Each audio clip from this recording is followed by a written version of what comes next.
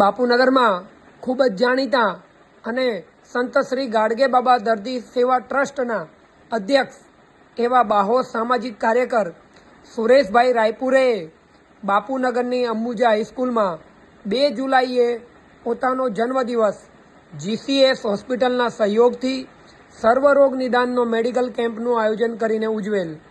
free medical કેમ્પના શુભારંભ પ્રસંગે દીપ પ્રજ્વલિત કરવા માટે અમદાવાદના બોમ્બ બ્લાસ્ટ સહિત અનેક બહુચર્ચિત કેસોના ચુકાદા આપનાર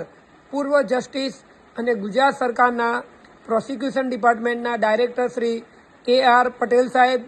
બાપુનગરના સ્થાનિક એવા ગુજરાત રાજ્ય ભાજપાના ઉપપ્રમુખ અને ગુજરાત રાજ્યના પૂર્વ ગૃહમંત્રી શ્રી ગોરધનભાઈ ઝડફિયા, બાપુનગરના બાહોશ પોલીસ અધિકારી અને સમાજસેવક એવા તરુણભાઈ બારોટ, મા સેવા ટ્રસ્ટના અધ્યક્ષ રાજેશ પ્રવીણભાઈ શાહ, બાપુનગરના સ્થાનિક નગરસેવક, વૃક્ષારોપણ દ્વારા પર્યાવરણ માટે સક્રિય ડૉક્ટર સુનિલ ગુપ્તા અને તેમની ટીમ અને જુદા જુદા ક્ષેત્રોમાં કાર્યરત અનેક અગ્રણીઓ પણ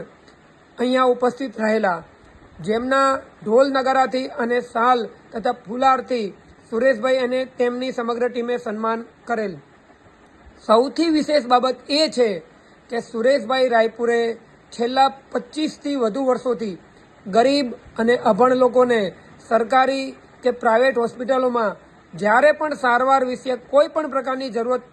પડે છે ત્યારે તેઓ દિવસ રાત જોયા વગર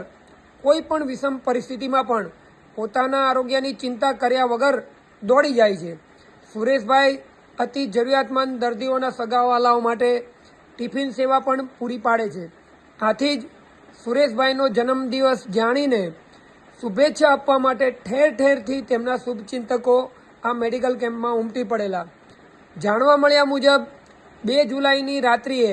બાપુનગરના ધારાસભ્ય દિનેશભાઈ કુશવા અને બાપુનગરના નગરસેવકો સહિત બાપુનગર વોર્ડ ભાજપાની સમગ્ર ટીમે પણ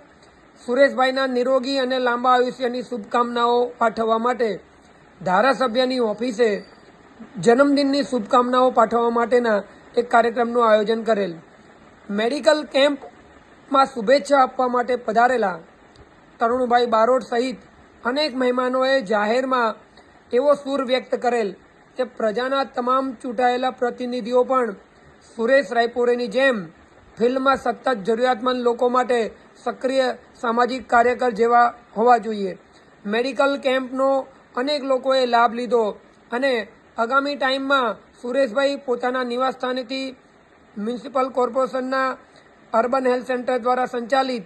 ક્લિનિક દ્વારા પણ સતત સેવા પૂરી પાડે છે અને લોકોના બાપુનગરના અને દૂર દરાજના લોકોના